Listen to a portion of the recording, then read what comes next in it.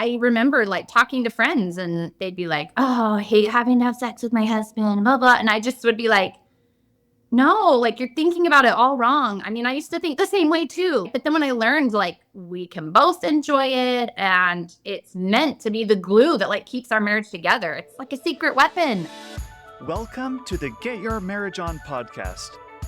I'm your host, Dan Purcell, a Christian marriage and intimacy expert and coach. I'm on a mission to help couples have the best sex and most emotionally intimate marriages possible. Our episodes cover topics you've always wondered about and are packed with practical advice designed to help you take your marriage to the next level. If you're married and plan to be married a long time, and you want a vibrant and thriving sex life, welcome. You've come to the right place. This is what this podcast is all about. Building a long-term intimate marriage is the most exciting, demanding, and soul-expanding work that many of us will ever do in this life. Although the specific challenges to confront and overcome will be different from couple to couple, many of the same tools work for many couples. I met Keith and Lindsey through my Get Your Marriage On program, where my team and I help couples and individuals implement various tools and strategies into their marriage to bring their intimacy to the next level. Keith and Lindsey are definitely the kinds of people you'd love to have as close neighbors and friends. They're really genuinely good people, and you can tell that they like each other very much. They've agreed to share their story with you today in hopes of inspiring you in your marriage. In this episode, Keith and Lindsey will answer questions such as, what misconceptions and societal pressures affect sex and marital roles? What tools help them most in their journey? How did they rewrite the many narratives and scripts that we inherit from our culture and families that get in the way of building a good, intimate marriage and sex life? How to balance the demands of work, kids, travel, and intimacy all in marriage. Before we get to the interview, I want to invite you to our next in-person retreat on October 10th. It's for married couples who are in otherwise happy marriages but wish things were better in the intimacy department. These retreats are not only fun, romantic, and insightful, they're transformative. You'll walk away with all the tools you need to take your marriage to the next level.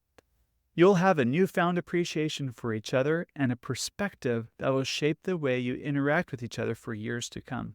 And you don't need to just take my word for it. You can go to our website and view the many testimonials and videos of those that have been to my past retreats talking about their experience. Now, if you can't attend the retreat, the second best option that I have for you right now is the Get Your Marriage On program. I took all the tools I teach at the retreat, professionally filmed it, and that's not all. When you join the program, you get to work with me and my team to up-level your marriage in your circumstances. It's a done-for-you solution to upgrade intimacy in your marriage. Now, if you found this podcast helpful, will you please take a moment to write a review on Apple Podcasts? If you hear your review read on the podcast, and I promise I'll keep it anonymous, I won't say your name out loud, email support@getyourmarriageon.com and I'll personally mail you a gift. Here's a recent review I received. This podcast is a must-listen, offering amazing advice that genuinely improves relationships. The hosts and guests provide invaluable strategies for building stronger, more fulfilling partnerships. Thanks for that review. Now, let's go on to our interview today and introduce you to Keith and Lindsey. So, Keith and Lindsey, how did you two first meet each other? We first met each other at college, and the very first time we met was just at a bonfire. Things were going great. We were talking. He was cute. I thought he was interested, and then he just totally left and didn't ask for my number or anything. And I was like, that was really weird. What a jerk. Yeah, what a jerk. I feel like I got to defend myself here a little bit. I went with somebody else to the bonfire, like a group of friends. They were the ones leaving. I didn't have a choice to be like, oh, I'm going to hang out. So I should be able to defend myself a little bit. All right. So then we met again a few months later. We had a radio broadcasting class together. And as most college kids show up, in their sweats to college class, he would show up in like a suit and tie. And then I was like, man, again, what a jerk. This guy thinks he's all that. He thinks he's better than all the rest of us because he's on the college TV station. He has to show off and everything. And then later when we got to talking and I actually asked more about him, I realized he was working in between classes. So Uh-huh. then I felt like the jerk because he legit was not just trying to show off. We started at the bottom. There was no way to go but up from where we started. And his job required him to wear a suit or a shirt and tie. So Yeah, gotcha. I was selling insurance at the time, and so I had to dress up. I would go in between classes. I would go and sell and come back, and so that's why I had to dress up. But he also drove a motorcycle. Uh-huh. I mean, so there was a lot of weird mixed signals about him. I didn't know what to think. I like to keep people on their toes. And then fast forward a few years, you were dating different people. Tell me about that story. Good luck. The next semester, when I was in radio broadcasting, I needed a partner to do a radio show with. Uh-huh. So I asked him if he would do a show with me, and I didn't realize he wasn't in the class the next semester. And he was like, yeah, sure, I'll do the show with you. So we started hanging out really consistently, and I don't know, we just had really good chemistry together on the radio show and when we would hang out in person. So we weren't like hanging out to date. And yeah, we just had really good chemistry and a spark, but he had been dating somebody for a long time before. And I had sort of been dating somebody as well. And I remember the first time that we hung out outside of like radio broadcasting, she texted me. She had just gotten her wisdom teeth out. Oh, yeah. Texted me and was like, hey, you should come over. I'm pretty sure it was the drugs that did this. But she's like, hey, you should come over. And I just happened to not have anything going on. So we went and hung out. And that was the first time that we ever hung out outside of like the school. Was she had just had her wisdom teeth. So she was all swollen from that and on drugs. when you see someone at their worst and then he wants to hang out with me again after that, it was a good sign. Yeah, it was a lot of fun. We had a lot of fun. Yeah, and a lot of people don't, we'd never really had that like instantaneous attraction, even though we dated lots of other people. So yeah, it took off pretty quick that we were like, wow, this is a real thing. Yeah, we were friends for a while. In fact, I remember in kitchen of her dorm, we'd been probably hanging out for a month or so at least.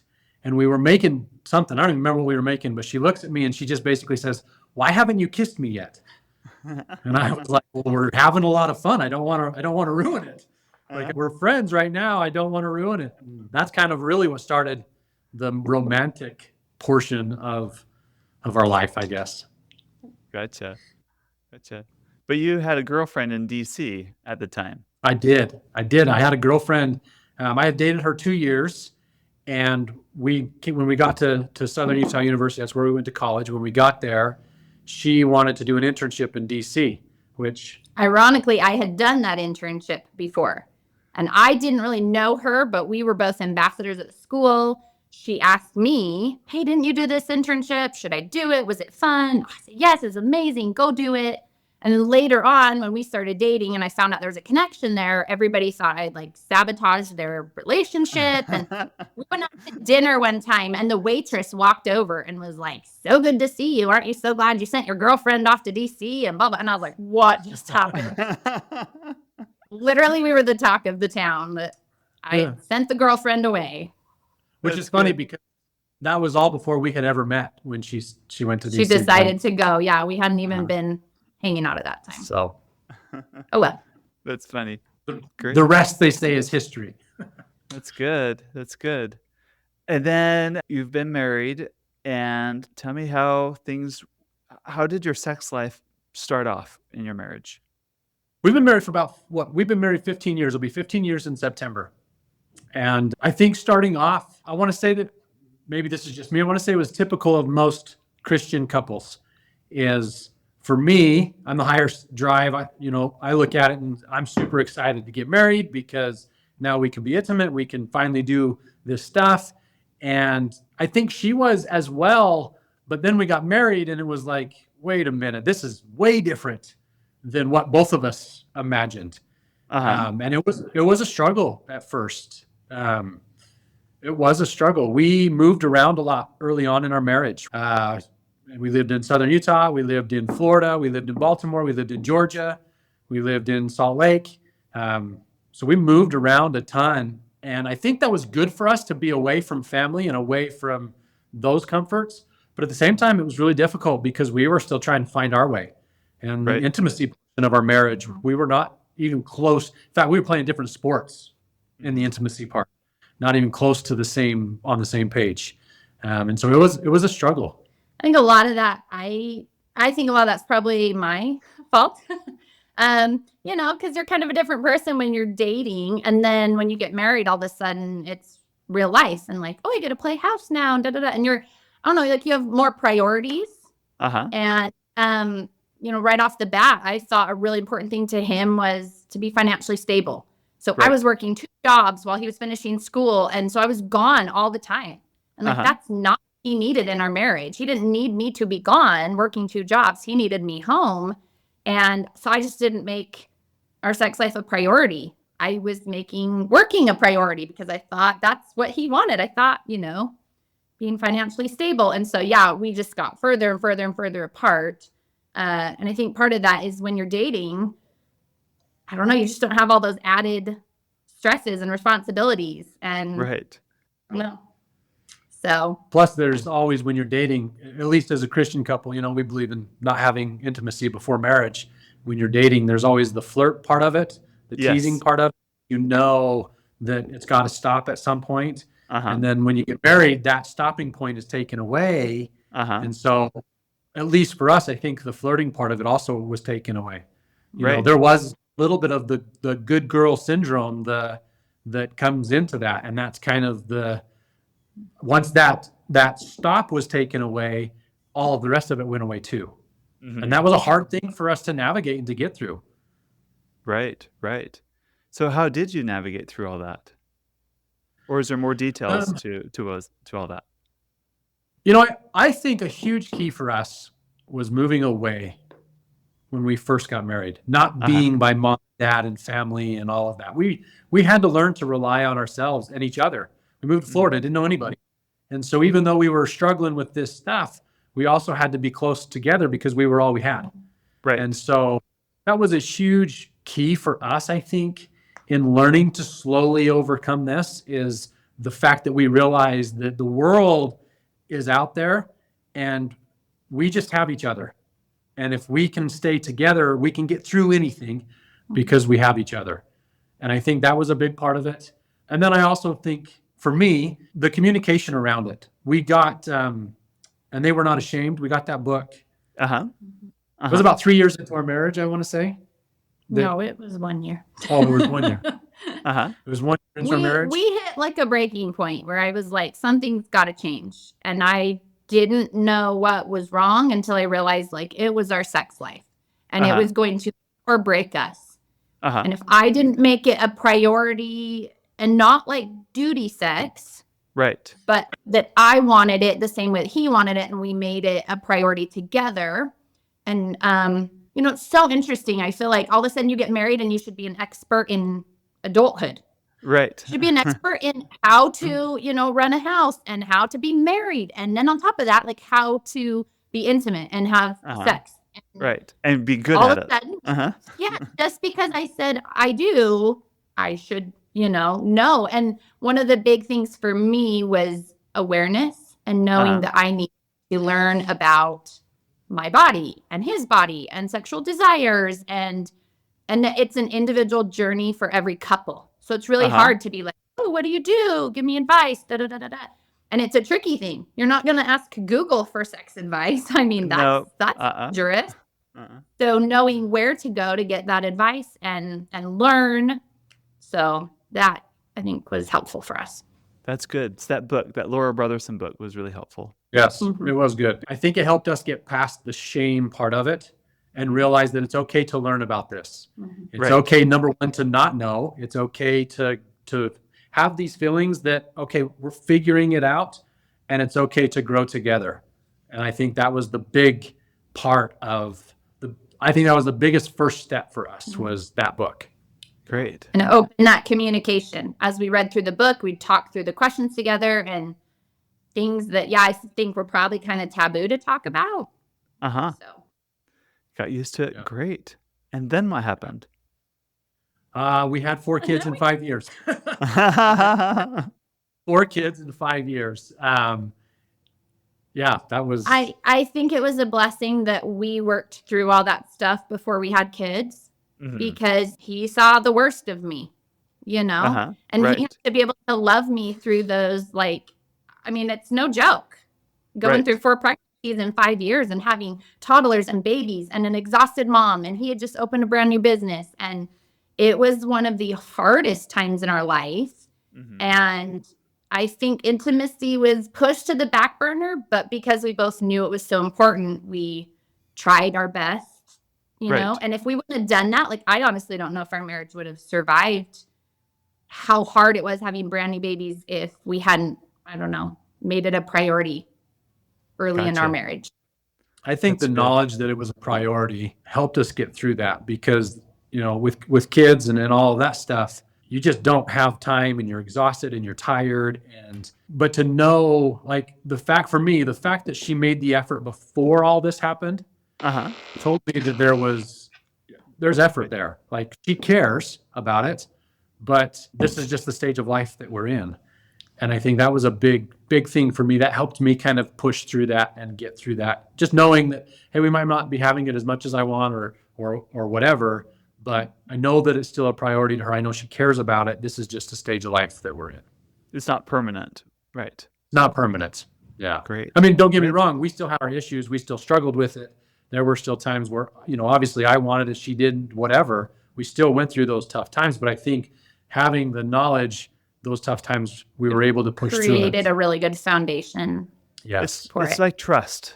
You're trusting in each other, that you still have the best intentions for each other. Yes. And communication, being able to talk about it, right? Where Right. before it was kind of a taboo topic, and it still kind of was at that point, but it was now we can talk about it because we've opened that door. We've started down that path. We know we can have those conversations and not have it be a big deal. Great. And then what happened? I'm a really busy person. So even once we stopped having kids and toddlers, I just kept filling our schedule with this and this and this and this. And intimacy was always on the back burner for us. It was important, but it was on the back burner. Gotcha. And Define us. No, geez. we were just talking about this the other day. I'm a big service person. I always feel like I need to be giving and helping people and putting my time into all these important things. And, and he brought up a good point. He said, giving service as a wife and as a mother is important too. Yes. The priority and the effort you put into your husband and your marriage or your kids and your family, that's just as important as what you're doing to save the rest of the world. And just be clear, that's So- different than servicing your husband, right? Yes. Sexually. That's, I don't think is helpful. But I think what you're saying is you're okay giving service to a neighbor or, foster care and all those other good Fine. things. Yes. But if you're putting that ahead of your own marriage or your own family, that's when you got to rethink where your priorities lie. Absolutely. You got to put your mask on first, like they say in the airplanes, right? You got to have your oxygen mask on first before you can help others. That's And right. That's very important. I would say, so kind of back to your previous question, though, you asked kind of then what after we had the kids and all that stuff. I think we kind of plateaued for a while. I think our marriage was good. I mean, we had struggles like everybody else, but we just kind of went through the motions. And then I believe it was in 2020 for Christmas, she found the Intimately Us app. And Great find, by the way. Great find. She gave that to me kind of as a Christmas gift and said, Best Christmas gift ever. of all Ever. time. It really was. It really Definitely. was. And she had looked into it because where do you go for that kind of information? We've kind of talked about it. We read They Were Not Ashamed book, and there had to be more, right? Right. And so when she gave me that app for Christmas, that was when it really kind of allowed me to spend a little bit more time doing kind of the research and looking into it that I really wanted to do without having the fear of the worldly perspective, right? You talk about the pornography and that type of stuff, without having that fear, to be able to really dive into it and start to learn about intimacy, because you just don't know it. It does not, you have to learn about it. Yes. Right. And I think that was the next step and the next stage. We had that app for probably about a year to 2 years, where I would spend a lot of time listening to podcasts and reading the articles and just learning about stuff that I didn't know about and I was really interested in. I felt better too, knowing that's where he was getting his information. I didn't have to feel scared or skeptical. if he wanted to try something new or talk about something, I wasn't like, why are you bringing that up? What video have you been watching? Right. Because I think as women, we get really defensive and skeptical and like, well, why that? Where'd that come from? And so that was nice to know we were on the same page about where it was safe information, where it was coming from. That made me feel better, at least. Yes. That was big, because there was a lot of, anytime that I would bring something up, hey, I want to try this, that was the first initial reaction. Where'd this come from? Right. What have you been looking at? What have you been reading? What have you been, right? And right there. That's really common, by the way. Yeah. That skepticism kind of killed any chance of anything, because then I was like, whoa, slow down. Right. So the app was a huge thing for us. We had that app for about 1 year to 2 years. And then we went on a Mexico trip, and based off the app and a lot of the things that we've been reading, we wanted to make it a sexcation. We kind of learned about that from you and some of that stuff. And so we really put a lot of time and effort into planning it and making it work. And I think that was a huge leap forward for us, in that we were able to get a lot of the, I don't know what the word is I'm looking for. We're just in a safe place to try it all and to experience things. And I was able to take off my mom hat and my every other hat I had. And that is a big struggle for me. I have so many balls that I'm juggling, and I'm like, I can't even think about that right now. So it was good to step away from it, make it a number one like priority for us. And to get enough sleep and rested, just a beautiful place, new setting, a lot of novelty because you're in a new area, all of that. Yes. Yeah. And that was really good for us. But just like anything that's really good, we came back to real life, and we kind of joked about it. I would always say, well, where's Mexico, Lindsay? Right? Like what happened? We had this great thing, and now we're back, and what's going on? Tired. That's what happened. She got really tired. And then from there, that's when we got involved in the next level with you. Great. And I think that has been the next big step for us in the progression of good to great. Is we now know where we can go to learn. We have someone there helping us, and like-minded people that we can bounce ideas off of. And that really has been our progression in where we're at. And this is me personally, and you can laugh if you want, but I would say we're about 50% of where the potential truly is. Yeah. Because not only are you progressing, but you're also expanding your view of where we can be at the same time. Yeah, absolutely. And it's been really good. And the growth has been hard. There's been really difficult things and struggles and things that we have to work through together. But I look at our marriage and where we're at now, and we were actually talking about this the other day. If we could help couples who are just starting out know what we know now, how much farther ahead they can be than where we were, right? We had to work through all of that stuff. It's taken us 15 years to get where we're at, where, really. Like I said, it was like a make or break point, and there was nowhere to turn, like no help, no advice, I'm surprised we figured it out and we made it. And that, but then after that point, I remember like talking to friends, and they'd be like, oh, I hate having to have sex with my husband, blah, blah. And I just would be like, no, like you're thinking about it all wrong. I mean, I used to think the same way too, like, oh, this a chore thing right. But then when I learned like we can both enjoy it, and it's meant to be the glue that like keeps our marriage together. It's like a secret weapon. Yes. And it like would almost just make me so sad to be like, you don't see that, you're missing out. Right? Like this is one of the greatest joys about being married. It can bring us our greatest joy or our greatest frustration. Is what I think. Yeah. That's so good. So, Lindsay, what is it for you then? Instead of looking at it as a chore, oh, not again, but now it's something you can get excited for.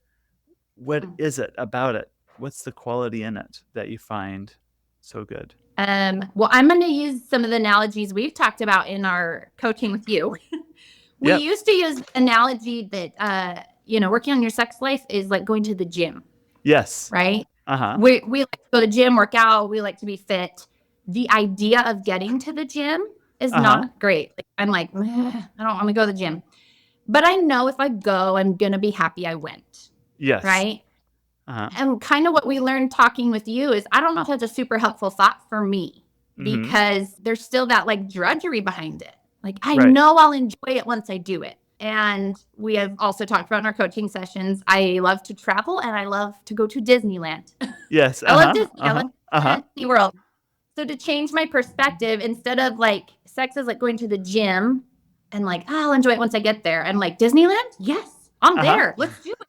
Yes. Right. So if I think of sex that, all of it is exciting. Yeah. The thought of going is exciting. The thought of how it's going to be when we're there, the experience I'm going to have, the memories I'm going to make. And right? all the rides. Pun All intended. Right. So the perspective change, right? And so now that try and look at it that way. But to be real, like real life, I can't go to Disney every single day. Right? No. Good if I would. And that's okay, right? That is one area we're trying to like.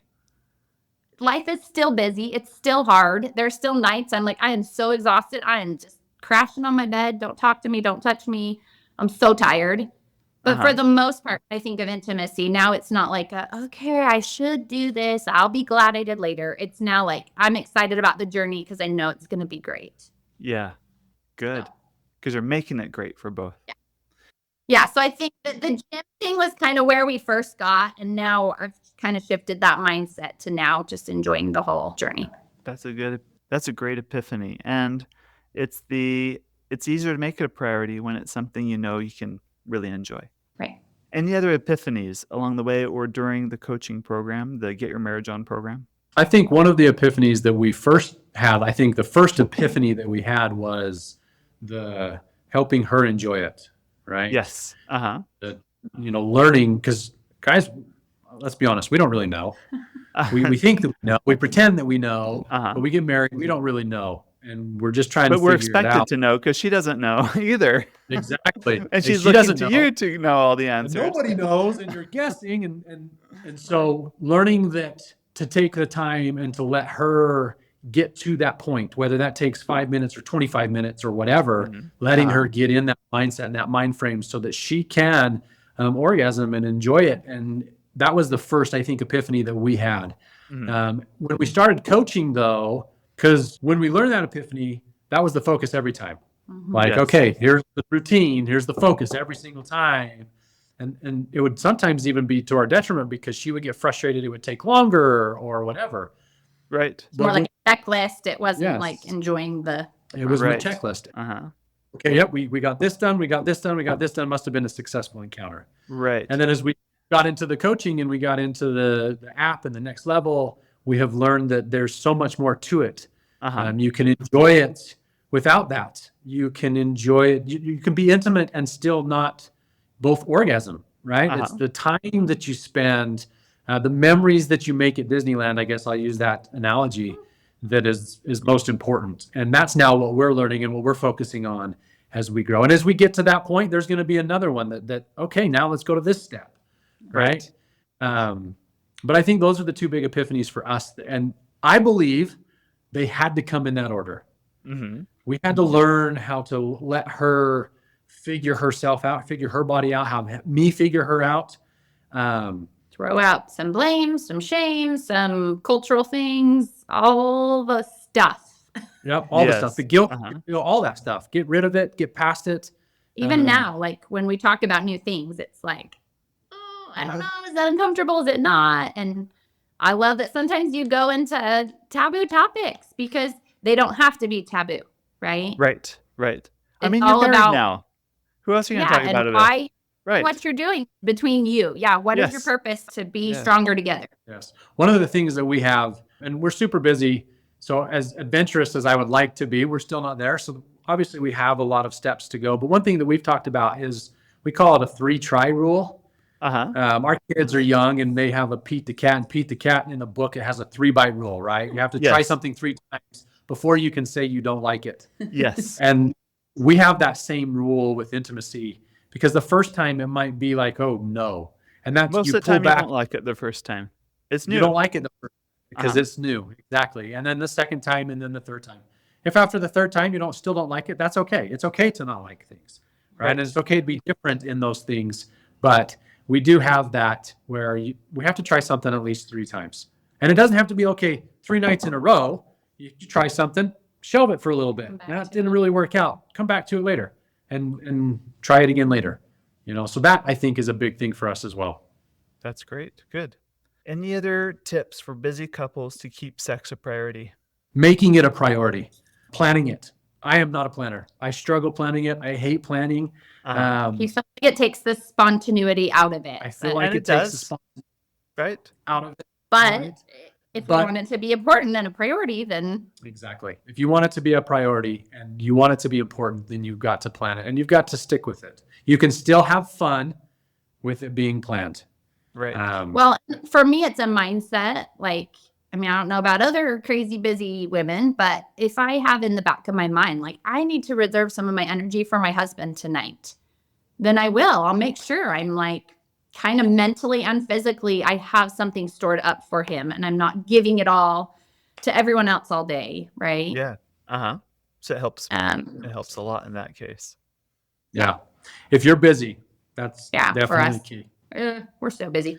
And I think one other thing that's been a big epiphany for him, especially, is I'd almost say having lower expectations. Yes. We've talked about quite a bit. Yeah. When you have this high expectation that date night or sex is going to turn out this way and it doesn't, and you're disappointed, right? Like you're setting yourself up for failure. I would actually correct that a little bit. I don't think it's having lower expectations.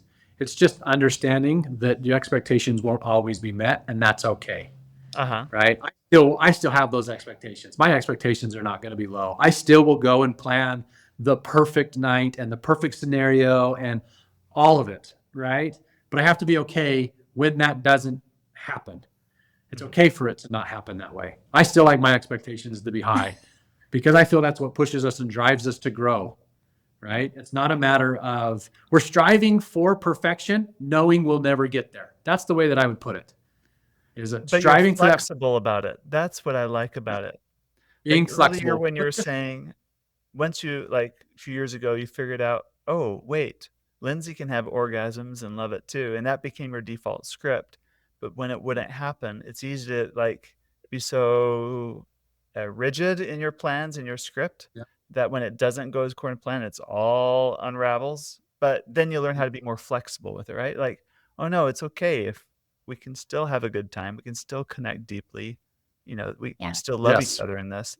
So I think that's what you're saying here. You can still keep a high expectation, but let's be flexible. The difference, and I will tell this to all men who are like me, and if there are women out there like me, you're awesome. But I would say this to all men out there like me. The difference between being flexible and saying, hey, this is okay, is the difference between trying it again tomorrow night and waiting 2 or 3 weeks because you're both frustrated at each other. Yeah. That's the difference. If you can be flexible and realize and say, you know what, hey, this is okay. I had this plan or we were going to do this and it didn't work. That's okay. Try it again tomorrow night because though your wife will be way more likely to do it than if you are, wow, man, I'm frustrated. This is how I had it planned. And you told me that you would be, and now you're not. And then now you're 2, 3, 4 weeks, 5 weeks. You got to repair that first. Mm-hmm. So that would be the difference. That's my tip to all men like me is being flexible will change your life. That's great. Well, Lindsay, you've given fantastic advice for wives. Keith, that's great advice for men. What advice would you give to someone who's maybe on the fence about joining the Get Your Marriage On program, that next level program we've been talking about? Here's the thing that I would tell you. First thing is everybody looks at money, right? Yep. That's expensive, or can we afford to do this right now? Imagine yourself in 5 years. If you're sitting here in 5 years, you will not miss the money. But I can guarantee you the things that you will gain and the relationship that you have with your spouse will be worth any amount of money. You won't be able to put a price on it if you do it. If you don't, you'll never know the difference. But if you do it, 5 years from now, 3 years from now, you'll look back and be like, wow, I would have paid so much more to be where we're at. The price of inaction. Yeah. That's great. Good. Anything else to add to that, Lindsay? I would just say that, we're both pretty stubborn people. Like we can figure this out on our own. We're good. We don't need help. We needed help. You need a person there. We joke, we call it a Svengali. You need this middleman sometimes. Because sometimes, he's so stuck in it's my way or I'm right and I am. And right? Sometimes we just need someone, that middleman, to open up some of the thoughts and the things that, I don't know, we just can't get past when it's just the two of us. Mm-hmm. And, a coach, that's what they're there for. They're there to Right. be that middleman and then to help you get to that next level that you want to be. It's just like having a coach for sports, Right. right? You hire somebody to help you get better. And so if somebody's on the fence, like, it's fine, we can figure this out. We could look up a YouTube video or a Google article. Yeah, you could. Uh-huh. But again, why? Why would you wait another minute if this is your priority and this is the most important thing, which we believe it is? Uh-huh. Don't wait another minute to put it on the back burner, right? You need to make it a priority, and this is the next step. Fantastic. Great. Well, Keith and Lindsay, it's a pleasure hearing your wisdom and your experience. This has been fantastic. I love what you're talking about. And thank you for sharing this. Thanks for Thank having you. us. Thank you for listening. If you liked this episode, please check out getyourmarriageon.com for more resources on how to grow your marriage, make sex super fun, and spice things up without the yuck. Also, check out our signature coaching program for couples. Now go get your marriage on.